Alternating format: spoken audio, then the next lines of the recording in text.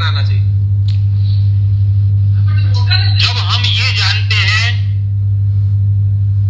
तो वैष्णव सभी से एक निवेदन करना चाहूंगा, सबने अपना माइक जो है वो अनम्यूट कर दिया है, कईयों ने अपना माइक अनम्यूट किया है, कृपया अपने माइक को म्यूट करें, आवाज के कारण थोड़ा डिस्टरबेंस आ रहा है, तो सभी ध्यान दे करके अपने अपने माइक को म्यूट करें।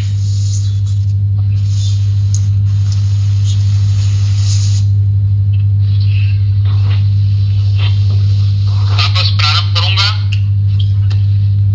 कि जब ये प्रश्न खड़े होते हैं कि मूर्ति में भगवान कैसे हो सकता है या पत्थर में भगवान कैसे हो सकता है, उसके सामने एक ही बात है,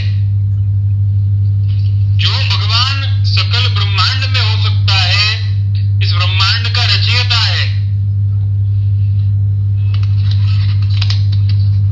ये तो हम मानते हैं कि भाई भगवान जो है वो इस संसार के जगत के कण कण में व्याप्त है, वो कण कण में व्याप्त है तो वो पत्थर में भी व्याप्त है। अब जब हमारा भाव उस पत्थर से जुड़ रहा है तो उस पत्थर की पूजा क्यों नहीं हो सकती?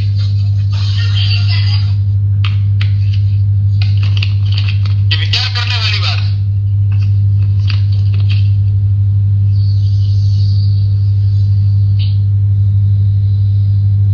तो हम साकारवादी, देखो श्री महाप्रभु जी का नाम है सर्वोत्तम स्तोत्र में वेद पारगाय नमः,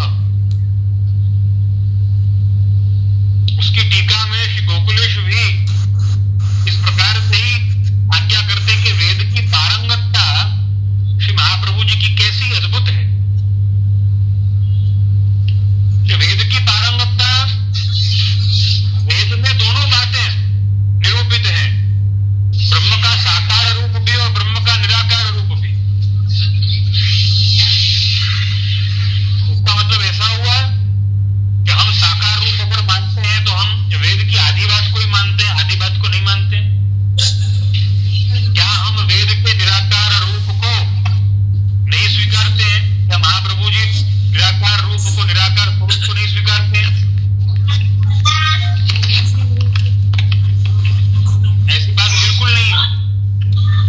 जब ये प्रश्न खड़ा होता है तो स्पष्ट तौर से, एक स्पष्ट तौर से ये बात आएगी कि महाप्रभु जी तो दोनों स्वरूप को स्वीकारते हैं, निराकार को भी स्वीकारते हैं और साकार को भी स्वीकारते हैं। फिर महाप्रभु जी वेद को स्वीकारते हैं। देखो ध्यान देने की बात है, वेद में जितनी आज्ञाएं हैं महाप्रभु जी सब स्वीकारते हैं। किसी भी बात में श्री महाप्रभु जी की मना नहीं है कि ब्रह्म का कोई रूप नहीं हो सकता, साकार नहीं हो सकता, निराकार नहीं हो सकता, या साकार हो सकता है तो निराकार नहीं हो सकता, और निराकार हो सकता है तो साकार कैसे हो सकता है? महाप्रभु जी तो दोनों बात मानते हैं कि वेद में निरूपित है तो वो निराकार भी, गीता जी में निरूपित है साकार है तो वो साकार भी। भक्ति भाव के लिए, भक्ति के लिए, सेवा के लिए एक स्वरूप तो चाहिए, इसलिए आप साकार ब्रह्मवाद का स्थापक हो।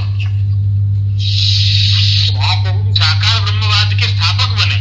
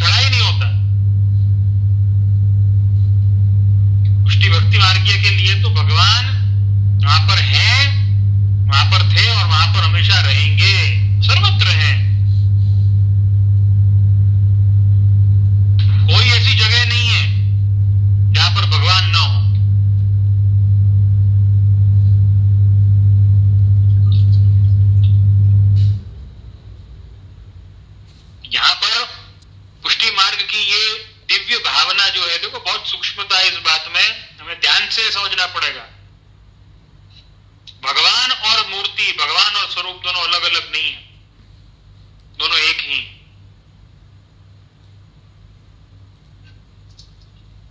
लेकिन जो स्वरूप हमारे सामने हमारे घर में विराजमान है वो सेवा के लिए विराजमान है।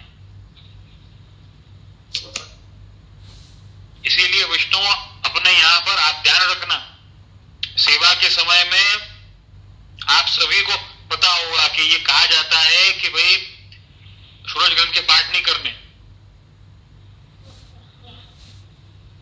हम क्यों पाठ नहीं करते हैं प्रभु के सन्मुख सेवा के समय में?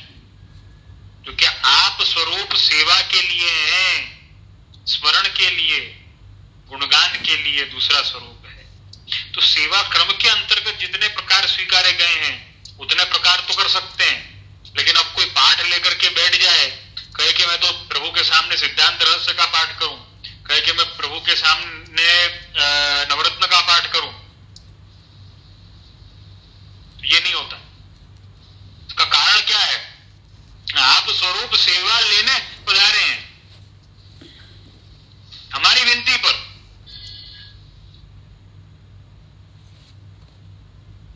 देखो हमें कितनी बार तो हमें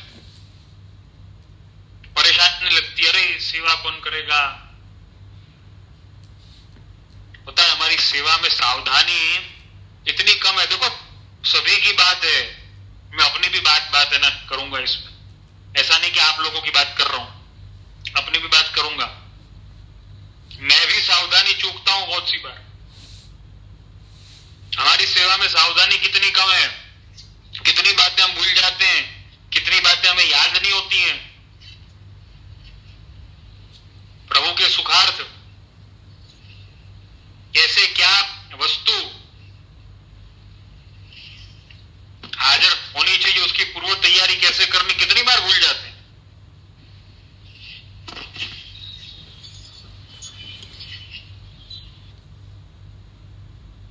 हमें बहुत सी बार दुख भी होता है। देखो सेवा करने वाला कोई नहीं है, कौन करेगा सेवा वगैरह वगैरह।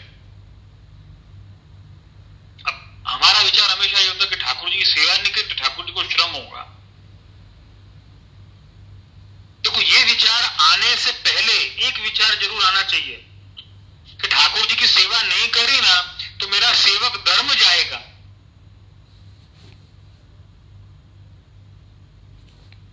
विष्णु एक बात हमेशा ध्यान में रखना, सेवा करने का भाव, देखो मैं ये ठाकुर जी के लिए नहीं बोल रहा हूं, मैं एक सामान्य लौकिक में भी बोल रहा हूं। सेवा करने का भाव बहुत उत्तम है, सबसे उत्तम सेवा करने का भाव इस संसार में, इस जगत में सेवा करने का भाव सबसे उत्तम है। लेकिन सेवा करवाने का भाव यह सबसे गलत है। मेरे हिसाब से आप सब समझ गए होंगे, सेवा करवाने का भाव बहुत गलत, लेकिन सेवा करने का भाव बहुत अच्छा है। हमारे प्रभु को सेवा करवाने का कोई भाव नहीं है, हमारे श्री महाप्रभु जी को, हमारे वल्लभ को सेवा करवाने का कोई भाव नहीं है। लेकिन हमारे में सेवा भाव जागृत हो, इसलिए आप कृपा कर रहे हैं।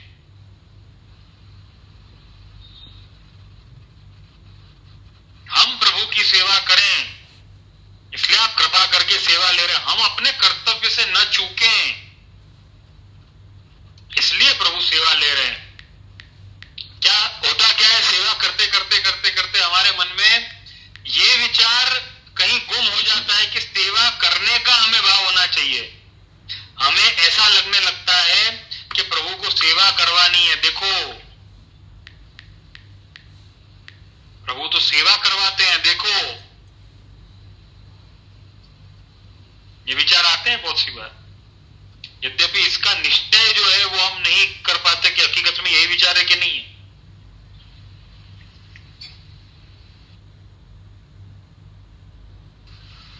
लेकिन स्पष्ट तौर पर प्रभु को सेवा करवाने का कोई भाव नहीं है, सेवा करवाने की कोई इच्छा नहीं है। प्रभु को क्या कमी है? किमासनम गरुड़ासनाय,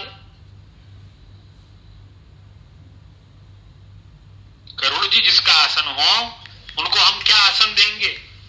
लक्ष्मी जी जिनके चरणों का सेवन करती हो उन्हें हम क्या अंगीकार करवाएंगे, क्या हम सेवा के साधन अंगीकार करवाएंगे?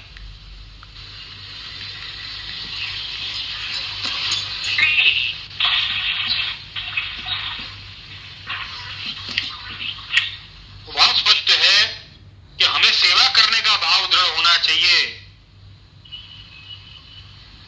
अगर हम ऐसा मानते हैं कि प्रभु को सेवा करवाने का भाव है, देखो इसलिए हम तो सेवा कर रहे हैं, हम ज्यादातर हमारे परिवार वालों को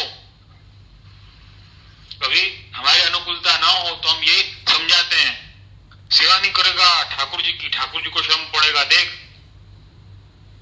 ऐसे बोल बोल के उनसे सेवा है ना करवाते हैं। लेकिन कभी ये समझाने का प्रयत्न किया कि सेवा नहीं करेगा तो तेरा कर्तव्य तू चूक रहा है, तेरा धर्म तूने चूका, तू वैष्णवता के पथ पर नहीं चलता है तो तेरा धर्म जा रहा है, तेरा नुकसान हो रहा है। हम हमेशा क्या समझाते हैं? ठाकुर जी को श्रम पड़ेगा।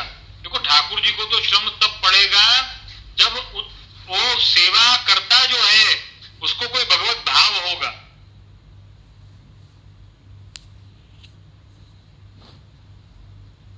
उससे कोई भगवत भाव ही नहीं है तो श्रम किस बात का?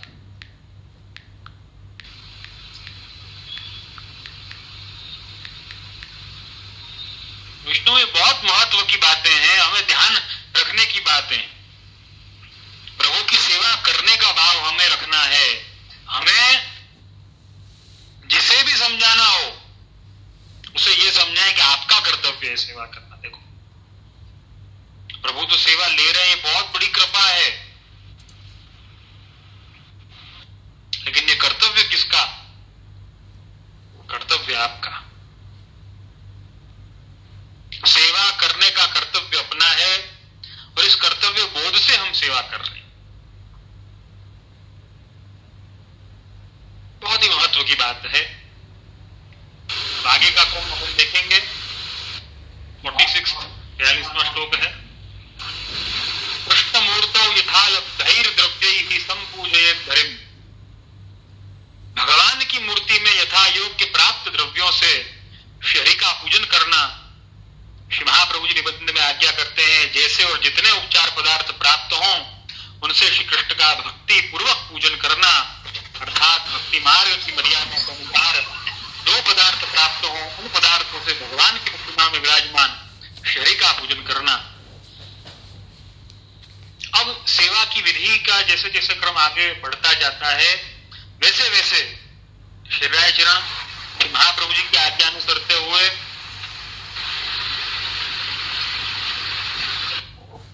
प्रकार आज्ञा करते हैं।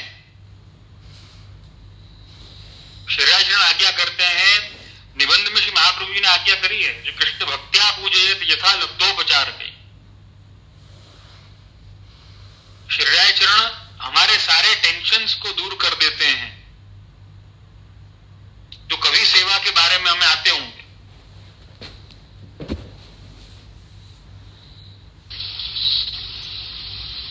कैसे सेवा करेंगे, बहुत साधन लगेंगे।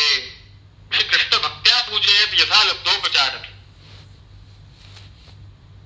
यथा उपलब्ध जो उपचार हैं, सहजता से जो उपलब्ध है उसे हमें सेवा करनी है, उन वस्तुओं से हमें सेवा करनी है।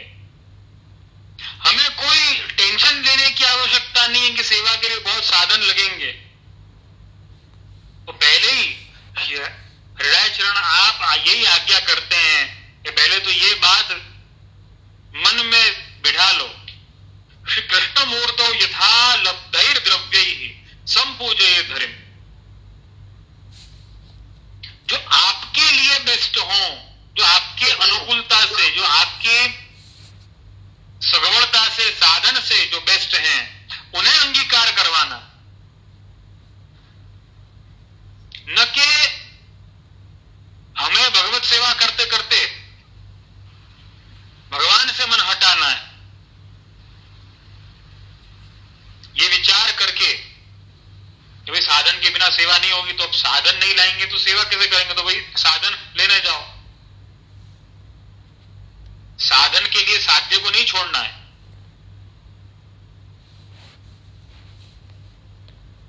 बहुत महत्व की बात। तो यहां पर श्री महाप्रभु जी की आज्ञा का ही अनुसरण शरीराचरण करते हैं। श्री कृष्ण भक्त्या पूजयेत् यथा लब्धोपचार। देखो जैसे जैसे हम इस ग्रंथ के प्रकार में आगे बढ़ते जाते हैं, हृदयाचरण एक एक वस्तुओं का खुलासा करते हुए, और हमें एक एक वस्तुओं का देखो पहले ही बता दिया कि इनको सेवा को कठिन मत मानना। यथा लब्धोपचार, यथा लब्धैर द्रव्यैहि संपूजयेत् हरिं, ये पहले ही समझा दिया है। अब आगे सेवा विधि का पूरा प्रकार जो है वो समझाते हैं। पूर्वम स्थानम मंदिरादि तथा सिंहासनादि च संपाद्य भोग सामग्रीं हरिं उत्थाप्य मंचतः प्रातः आरभ्य सर्वापि सेवा पूजा विधीयताम्। प्रथम तो स्थान यानी मंदिर आदि तथा सिंहासन आदि और भोग धरने की सामग्री भी संपादन करके शरीर को शैया से जगाना। अब जगाने का प्रकार आज्ञा करते हैं। बुहारी मंदिर वस्त्र करके प्रभु को विराजमान करने का, मंदिर तथा सिंहासन स्वच्छ कर तैयार रखना, भोग धरने की सामग्री भी तैयार रखनी, बाद में प्रभु को जगाना, प्रभु को शैया से जगाकर सुबह से शाम तक की तमाम सेवा का प्रकार करना। सेवा में पूर्व तैयारी का बड़ा ही सुंदर स्थान है, और उसी बात की आज्ञा, उसी वस्तु की आज्ञा शरीराचरण आज्ञा करते हैं। शरीराचरण आज्ञा कर रहे हैं कि भाई पहले प्रभु को जगाने से पूर्व भोग धरने की सामग्री, बुहारी, जिसे अपने सांप्रदायिक भाषा में सोहनी कहते हैं, तो सोहनी और मंदिर वस्त्र करके, और स्थान जो है प्रभु का सिंहासन, प्रभु के गादी जी बहुत ही सुंदर प्रकार से हमें संवार करके, उनकी सफाई करके, संवार करके, सिद्ध करके और रखने हैं। प्रभु के विराजने लायक मंदिर, प्रभु के विराजने लायक सिंहासन, गादी जी, इनका ध्यान रखना, और तत्पश्चात सामग्री वगैरह साज के, झाड़ी वगैरह भर के तत्पश्चात प्रभु को जगाने, ताकि प्रभु को एक मिनट के लिए भी राह न देखनी पड़े।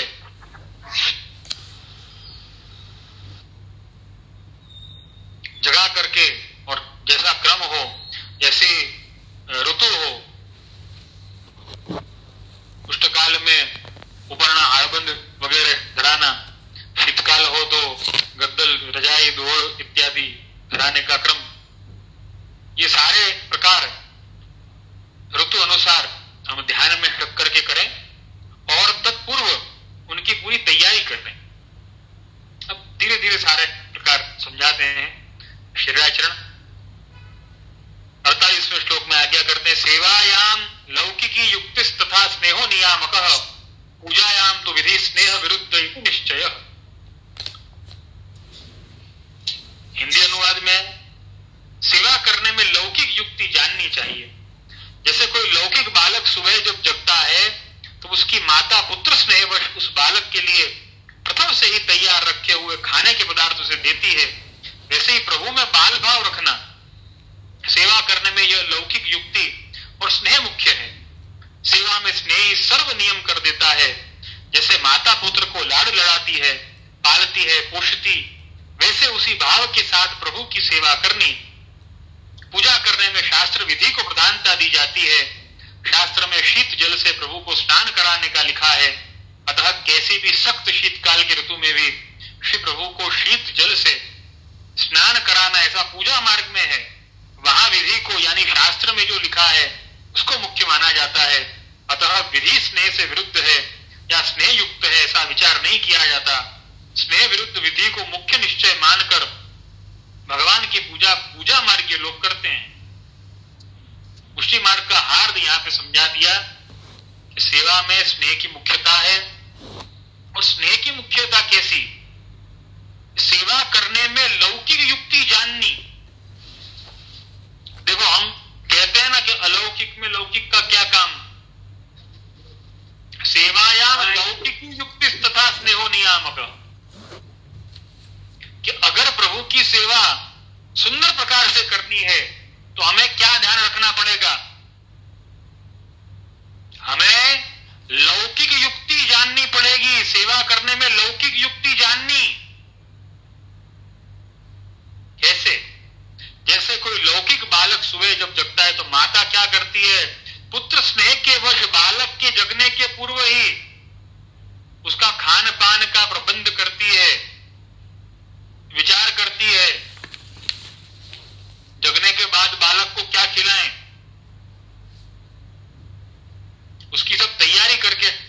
है कि वैसे प्रभु में बाल भाव रखना। सेवा करने में लौकिक युक्ति और स्नेह मुख्य है। सेवा में स्नेह ही सर्व नियम कर देता है। जैसे माता पुत्र को लाड लड़ाती है, पालती है, पोषती है, वैसे उसी भाव के साथ प्रभु की सेवा करनी, पूजा करने में शास्त्र विधि को प्रधानता दी जाती है। अब पूजा मार्ग की भी बात बताते हैं कि शास्त्र विधि की जहां पर बात है तो शास्त्र विधि का विरोध नहीं है, लेकिन शास्त्र विधि कैसी, इसमें स्नेह युक्त हो। और पूजा मार्ग में अगर ये विधि बताई गई है कि नित्य प्रभु को शीत जल से अभिषेक करवाएं, तो हमारे पुष्टि मार्ग में ऐसा क्रम नहीं होगा। हमारे पुष्टि मार्ग में तो उष्ण जल से प्रभु को जैसे सुहाता हो वैसे जल से प्रभु को स्नान करवाए जाते, क्योंकि स्नेहो नियामक, यहां पर स्नेह नियामक है। पूजायाम तो विधि स्नेह विरुद्ध इति निश्चय। तो पूजा मार्ग में विधि मुख्य है, शास्त्र आज्ञा मुख्य है, स्नेह मुख्य नहीं है। अपने आप स्नेह मुख्य है। तो अपने आप पे हर प्रकार में अगर हम विचार करने जाएं तो शास्त्र आज्ञा का प्रकार भी अगर होगा तो उसमें स्नेह को प्रधानता दी जाएगी। जैसे अभिषेक का प्रकार जो है शास्त्र में, शीतल जल से अभिषेक का प्रकार तो वर्ष में एक बार लिया जाता है स्नान यात्रा के दिन। विष्णु ऐसी सेवा जिसमें स्नेह की प्रधानता है। यहां पे पूजा का एक अर्थ सेवा भी लेना है। ऐसी पूजा जिसमें स्नेह की प्रधानता है, वैसी सेवा या वैसी पूजा अपने मार्ग में होती है। आप सब इस बात को जानते ही होंगे।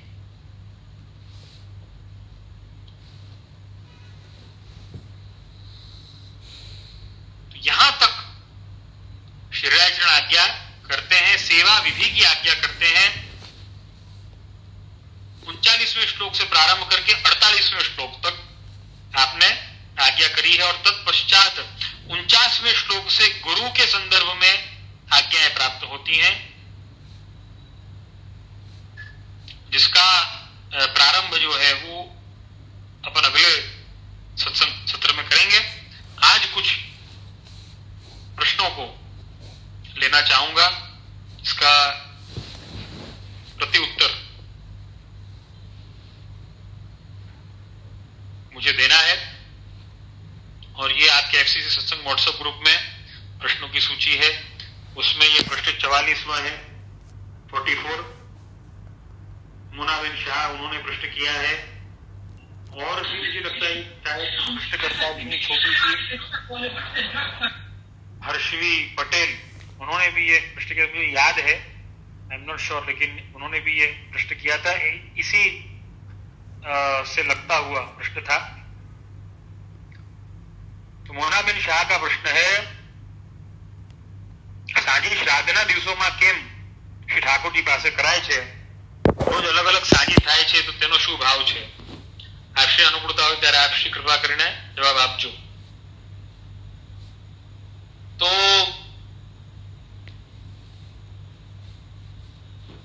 हर्षवी पटेल ने भी साझी का भाव पूछा था, तो मैं यही कहना चाहूंगा कि जो इनका सवाल है मोनाबेन का, साझी श्राद्धના દિવસોમાં કેમ ઠાકોરજી પાસે કરાય છે? तो साझी और श्राद्ध का कोई ऐसा कोई लेना देना नहीं है, ये बात मैं पहले कहना चाहूंगा। अब ये एक और बात है कि श्राद्ध के दिनों में साझी का प्रकार होता है, इसका मतलब ऐसा नहीं कि साझी और श्राद्ध का कोई लेना देना है। प्रभु की लीला नित्य है। ऐसे श्राद्ध तो शास्त्र के प्रकार से है, धर्मशास्त्र के प्रकार से श्राद्ध है, प्रभु के लीला के प्रकार से काय का श्राद्ध है। प्रभु के लीला के प्रकार से तो साझी के दिन चल रहे हैं, ये तो दान के दिन चल रहे हैं, ये तो आनंद के दिन चल रहे हैं। तो हमें ऐसा नहीं मानना कि इसी को श्राद्ध का प्रकार है और श्राद्ध और साझी का कुछ लेना देना होगा, ऐसा कुछ नहीं है।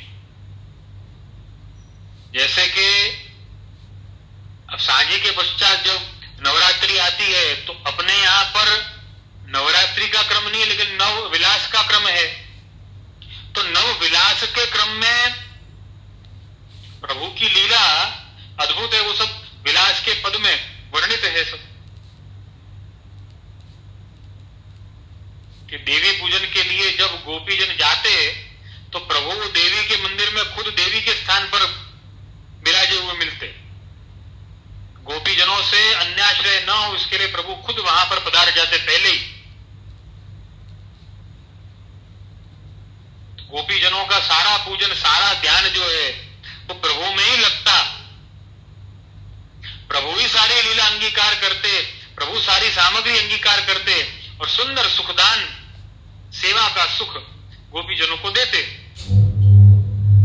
तो हम वो नवविलास के दिनों को देखो, जो देवी उपासक है उनके लिए नवरात्रि का भाव कुछ और है। हम वैष्णव है तो हमारे लिए नव विलास का भाव कुछ और है।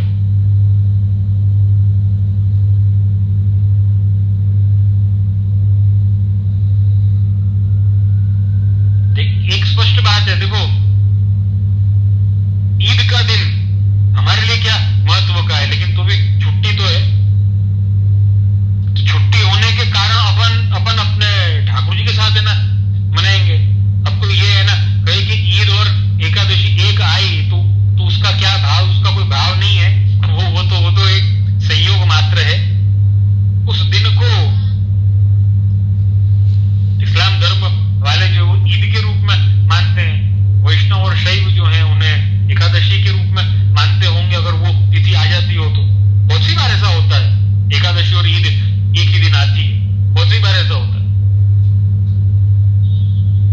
तो वैसे कोई लेना देना नहीं है, लेकिन ये भगवत लीला है और भगवत लीला के कारण जो है वो संयोगवश ये दोनों दिन जो है वो एक साथ में आ जाते हैं, मतलब श्राद्ध के दिन और साझी के दिन।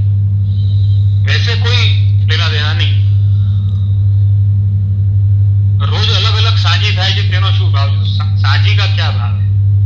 देखो साझी का भाव कीर्तनों में वर्णित है और साझी वर्णन ऐसा मिलता है कि साझी सायंकालीन पूजा जो है या संध्याकालीन साझी देवी उनकी पूजा का प्रकार व्रज में था। और उस पूजा के प्रकार में जैसा कि आप सभी जानते हैं, कोई भी पूजा होती है, कुछ भी होता है तो अपने यहाँ पर जो स्त्रीजन जो होती हैं वो पूजन के साथ में ही रंगोली करना, कुछ सुंदर प्रकार कुछ चित्रित करना, सजावट करना, ये एक अपने हिंदू सनातन संस्कृति का एक अभिन्न हिस्सा रहा है। तो जब गोपीजन साझी देवी की आराधना करती और जब कोई रंगोली वगैरह चित्रित करने की बात आती तो वो प्रभु के भाव में, प्रभु के विचारों में, प्रभु की सेवा में इतनी मग्न थी कि वो रंगोली में भी प्रभु की लीला ही बनती।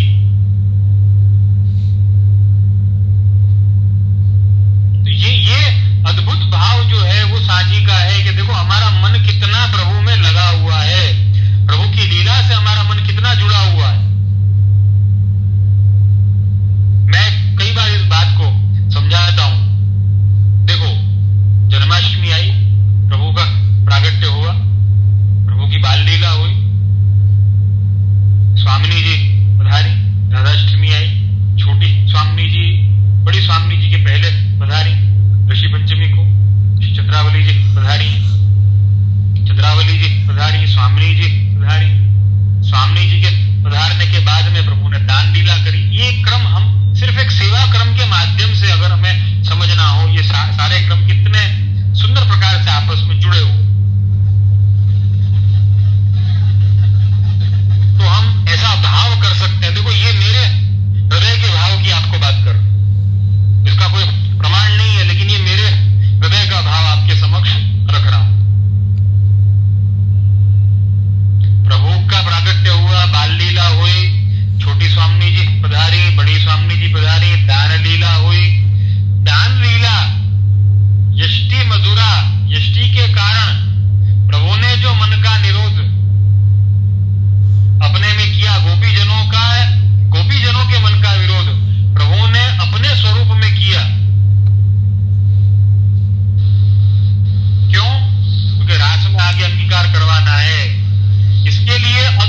साझी जो है वो एक प्रकार से एग्जाम अपन मान सकते हैं,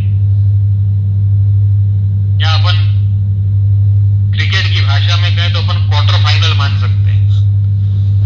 तो क्वार्टर फाइनल जो होता है, क्वार्टर फाइनल में ये टेस्ट हो जाती है कि ये सेमीफाइनल और फाइनल के लायक है या नहीं है। तो साझी में ये टेस्ट हो जाती है कि भाई हमारा मन कितना प्रभु में और प्रभु की लीलाओं में। और ये विविध साझी का जो प्रकार है, देखो रंग की होती है, फिर फूल की होती है, फिर केला के पान की होती है, सूखे मेवा की होती है, वगैरह वगैरह कई प्रकार की साझी होती है। हर प्रकार से प्रभु की लीलाओं में हमारा मन लगाना है। साधन कोई भी हो, जीवन में साधन कुछ भी प्राप्त हो, लेकिन मन प्रभु की लीला में लगना चाहिए।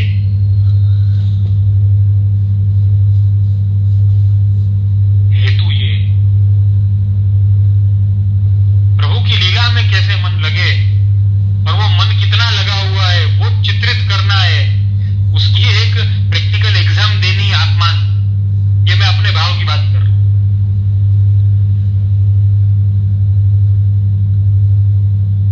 अब साझी का ज्यादातर जो क्रम होता है वो व्रज यात्रा के क्रम से चलता है कि भाई पहले मथुरा, मधुवन, ऐसे क्रम से होते हुए और पूरा 15 दिन का क्रम साझी का चलता है। तो ये जो स्थल जब आते हैं तो ये स्थलों की क्या लीला है, देखो क्योंकि अब हमारा इतना प्रेजेंस ऑफ माइंड तो है नहीं, तो व्रज यात्रा का क्रम अगर लेंगे तो क्या है कि प्रभु की हर लीला वो स्मरण में आएगी, हर लीला याद रहेगी, हर लीला चित्रित कर सकेंगे, वो आसान बने, इसलिए व्रज यात्रा का क्रम लिया जाता है। बाकी ऐसा कोई कंपल्शन नहीं कि व्रज यात्रा का क्रम ही लिया जाए, ऐसा कोई कंपल्शन नहीं। प्रभु की लीलाएं चित्रित करनी, लेकिन सभी लीला आ जाए इसीलिए व्रज यात्रा का क्रम लिया जाता है। एक के बाद एक के बाद एक के बाद एक सब व्रज यात्रा के स्थल जो है आते जाए।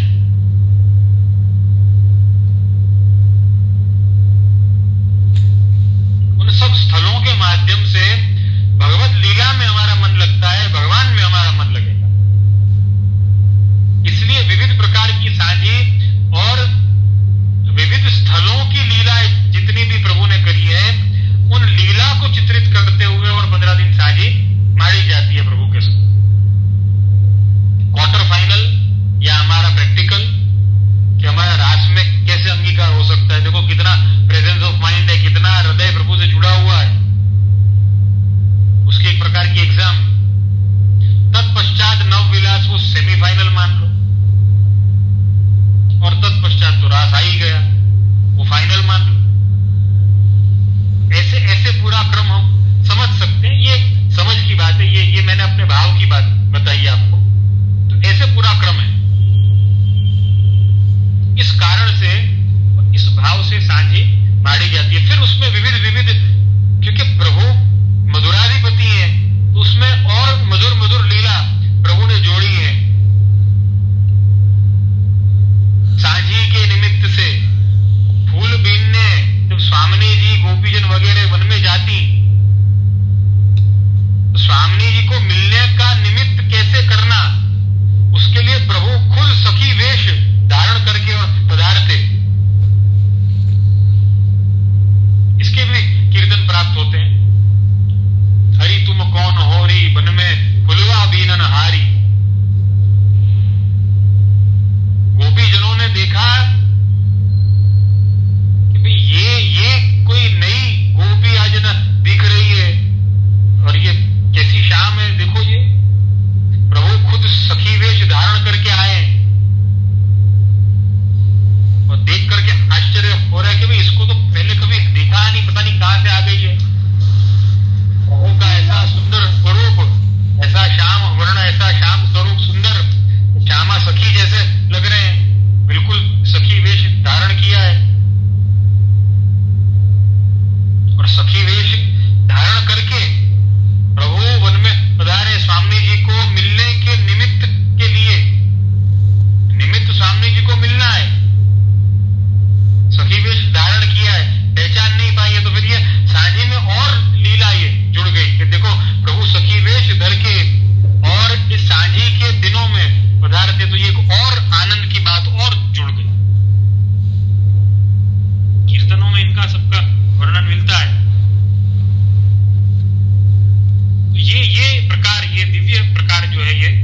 जी का है।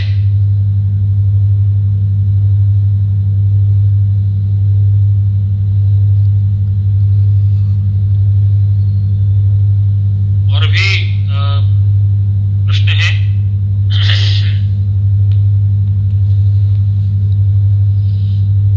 एक प्रश्न, 30वां प्रश्न, निकिता सिद्धपुरा बोरीवली में जो निवास करती, उन्होंने प्रश्न किया है, हम सब स्वरूप को निधि स्वरूप क्यों कहते हैं? देखो, निधि का अर्थ होता है एक प्रकार का हमारा खजाना, हमारा धन। अब प्रभु हमारा सर्वस्व धन है, और जिसमें भी जो प्रभु पुष्ट हैं,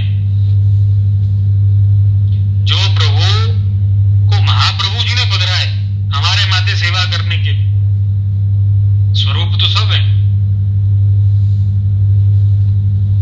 स्वरूप तो कई सारे होंगे, लेकिन निधि स्वरूप कहने से संबोधन क्या मिलता है कि ये हमारे सेव्य हैं, ये हमारे माथे विराजमान हैं, ये हमारे निधि है, मतलब ये हमारा खजाना है, ये हमारा धन है, ये संकेत मिलता है, इसलिए निधि स्वरूप कहा जाता है। और उसमें कई चीजें फिर जोड़ दी गई हैं कि भाई ये महाप्रभु जी के निधि, ये गुसाई जी के निधि, लेकिन हकीकत में सेव्य स्वरूप जो है वो निधि कहे जाते, ऐसा एक प्रकार है अपने मार्ग में। ये दिव्य भावना है।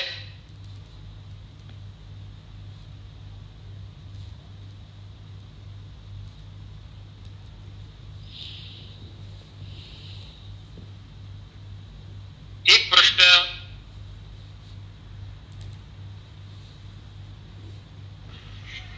और है कल्पेश भाई मणियार का, प्रश्न नंबर 17वां है, 17th प्रश्न है। कल्पेश भाई मणियार ने बड़ा ही सुंदर, बड़ा ही रसात्मक प्रश्न पूछा है कि खंडिता के पद पर मार्गदर्शन करें। खंडिता के पद क्या होते हैं, कब गाए जाते हैं, उनका कोई विशेष क्रम होता है? तो खंडिता के पद जो है वो प्रातः काल में गाए जाते हैं, ऐसा प्रकार है अपने यहाँ पर। और खंडिता के पद क्या होते हैं? खंडिता एक भाव है। देखो, विविध प्रकार के भावों को प्रभु के साथ में जोड़ा जाता है, और विविध प्रकार के भाव को जोड़ करके प्रभु की सेवा करी जाती है। अपने यहाँ पर एक बहुत ही प्राचीन प्रकार है ये। ऐसा नहीं कि हमें प्रभु को एक ही भाव से सेवा करनी,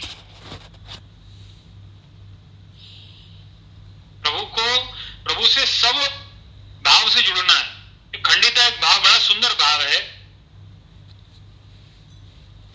मैं कोशिश है ना करूंगा कि मैं इसका एक्सप्लेनेशन सही ढंग से दे सकूं, क्योंकि बड़ों की आज्ञा इतनी रसात्मक है, उन्हें शब्दों में कैसे ढालना, ये मैं भी प्रयत्न कर रहा हूं। मुझे आशा है कि महाप्रभु जी कृपा करेंगे निश्चित तौर पर। तो इसका ज्यादातर प्रकार जो है वो पंच मंजरी इत्यादि में मिलता है इसका प्रकार। खंडिता एक नायिका हो जाती है, एक भाव कहा जाता है। और आपने कीर्तन सुना होगा शायद, चल सखी सौतन के घर जाइए, मान घटे तो का घट जाइए, पियू के दर्शन पइए, चल सखी सौतन के घर जाइए। तो ये भी एक भाव है। देखो, प्रभु के लिए ऐसा भाव होना कि देखो प्रभु तो उस जीव पर कृपा कर रहे हैं। देखो, हमेशा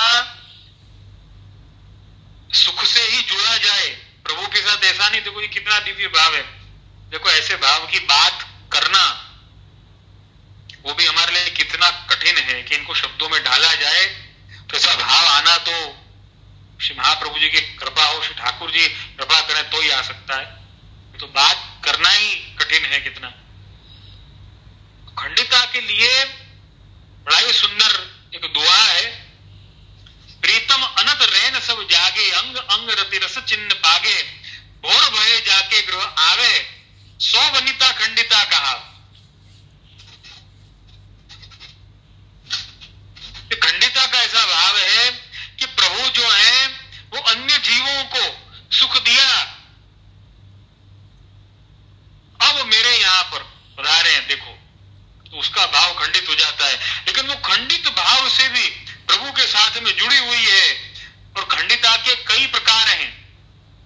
खंडिता भाव जो है, खंडिता नायिका जो उसके कई प्रकार हैं। मुग्धा खंडिता बताई है, मध्या खंडिता बताई है, प्रौढ़ा खंडिता बताई है, परकिया खंडिता, ये सारे प्रकार उसमें हैं। अब अपन ये प्रकार तो बहुत सारे हैं, दिव्य है, लेकिन ये सारे प्रकार की खंडिता के पद जो हैं, ये सारे खंडिता के भाव के पद वो प्रभु के साथ में गाए जाते हैं। और खंडिता प्रातः काल में गाने का यही भाव है कि प्रभु जो है, प्रभु की रात्रि लीला जो है वो अनंत, प्रभु किसी निकुंज में विराजमान और प्रातः काल पधारे हैं और पूरी रैन, पूरी रात वो खंडिता ने जो है वो प्रभु का स्मरण करते करते करते करते बिताई है। सो अब उस भाव के पद गा रही है। तो ये खंडिता का भाव, उसका भाव जो है, देखो खंडिता भी भाव है। हम अगर ऐसा कहते हैं कि हमारा भाव खंडित हो गया, तो खंडित नहीं हो गया भाव, बल्कि खंडित हो करके कैसा खंडित प्रकार से भी जुड़ गया है।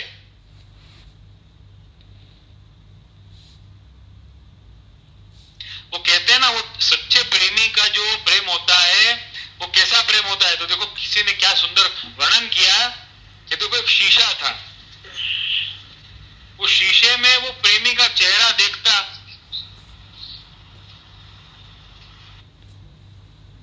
शीशे में प्रेमी का चेहरा दिखता। अब प्रेमी एक दिन आया और गुस्सा हो गया, गुस्से में उसने वो शीशा तोड़ दिया कि ले बहुत बहुत शीशे में ना बहुत देखती है, शीशा तोड़ दिया प्रेमी ने। और वहां पर प्रेमिका का प्रेम देखो, देखो ये भी देखो, ये तो कोई खंडिता का भाव नहीं, लेकिन मैं खाली उदाहरण के तौर पे लौकिक उदाहरण जिससे समझ में आए इसलिए बता रहा हूं आप सबके साथ। तो प्रेमिका ने क्या क्या कहा, कोई बात नहीं तोड़ दिया तो क्या हुआ, देखो पहले तो एक रूप में दिखता, अब ये कांच के तो कितने कई हजार टुकड़े हो गए, अब हर रूप में वो दिखेगा, वो खंडिता है। देखो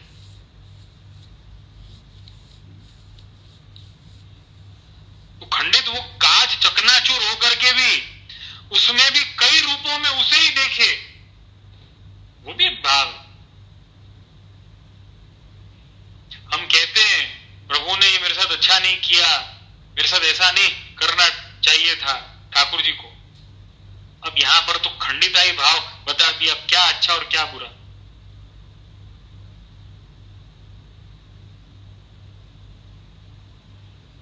कहते हैं ना कि जीवन में अच्छा बुरा जीत हार ये सब उन लोगों को आता है जो हमेशा, जो कायम किसी दूसरे से अपनी तुलना करते रहते हैं। ये बात हमेशा ध्यान में रखना। खंडिता भी भाव हो सकता है, ऐसा नहीं कि अखंडिता ही भाव हो, खंडिता भी भाव हो सकता है, बशर्ते प्रेम है कि नहीं ठाकुर जी से, भक्ति है कि नहीं, भक्ति भाव है कि नहीं ठाकुर जी से।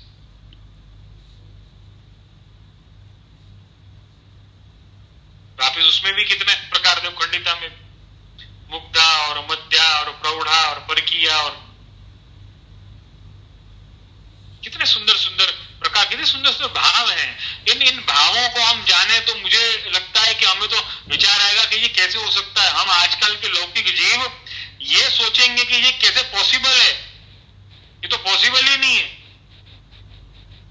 लेकिन ये भी पॉसिबल है। Everything is fair in love and war. भक्ति भाव में, प्रेम में क्या इम्पॉसिबल, मोहब्बत और जंग में सब कुछ जायज है कि नहीं। ये प्रेम का मार्ग है, ये प्रेमियों का मार्ग है। पुष्टि भक्ति मार्ग, इसमें क्यों जायज नहीं होगा? खंडिता भी भाव है, वो भी जायज है। तो हमारे लिए सुख दुख हार और जीत उन लोगों के लिए जो तुलना करते हैं, हमें तो किसी से तुलना ही नहीं करनी है अपनी। देखो भक्ति की सबसे बड़ी विशेषता ये है, हमारे में भक्ति आई है ये हमें कब पता चलेगा मालूम है आपको? जब हम अगले से तुलना करना अपनी बंद कर दें, किसी से हमारी तुलना न करें, किसी से भी नहीं, तुलना नहीं करनी है, लेकिन प्रभु पर जिसकी कृपा हुई है उससे प्रेरणा जरूर लेनी, लेकिन तुलना नहीं करनी है। देखो मेरे साथ ये, उसके साथ वो, उसके ऊपर ऐसी कृपा, मेरे ऊपर नहीं, मुझे कम, उसको ज्यादा, या उसको ज्यादा मुझे कम। मतलब ये किसी भी प्रकार के विचार, किसी प्रकार की तुलना नहीं करनी है।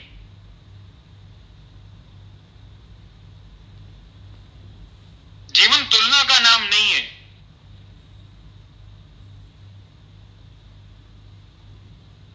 जीवन को इससे कोई मतलब नहीं, आप कितनी बार हारते हो, कितनी बार जीतते हो, कितनी बार सुखी होते हो, कितनी बार दुखी होते हो, जीवन को कोई मतलब नहीं है इससे।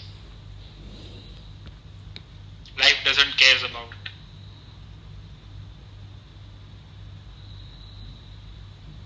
बस वो तो केवल जीने का नाम है। और ऐसे दिव्य भावों के साथ, खंडिता से भी, खंडित भाव से भी जुड़ जाओ ठाकुर जी के साथ में। पूरा कांच था, उसमें भी प्रेमी की शक्ल देखो, और वो चकनाचूर हो गया तो कई हजार रूपों में भी उसे देखो। ये प्रेम है, ये भक्ति भाव है, ये पुष्टि भाव है। तो इन दिव्य भावों के साथ में हम आनंद करें। और कल से पुरुषोत्तम मास का प्रारंभ हो रहा है। आप सभी पुरुषोत्तम मास का आनंद, अधिक सेवा, अधिक मास कहा जाता है, अधिक मास में अधिक सेवा, अधिक स्मरण, अधिक सत्संग, अधिक लाभ,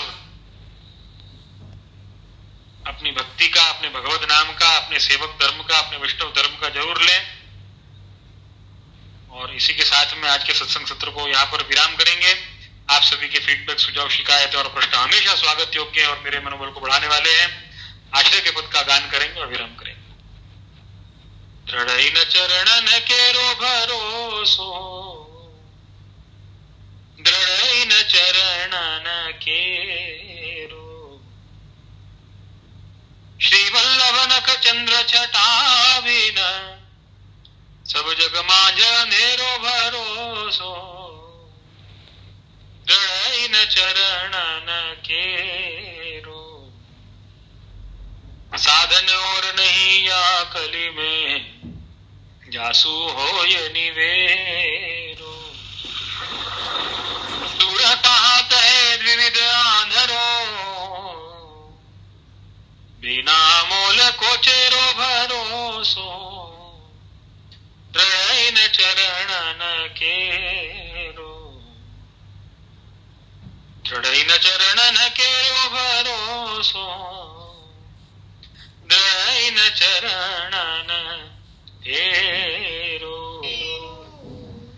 बोल श्री मदन मोहन लाल प्यारे की, श्याम से महारानी की जय, दुर्गाज धर्म की जय, वल्लभा वंश की जय, श्री गोसाई जी परम दयाल की जय, श्री घनश्याम जी परम दयाल की जय, अपने अपने गुरुदेव की जय।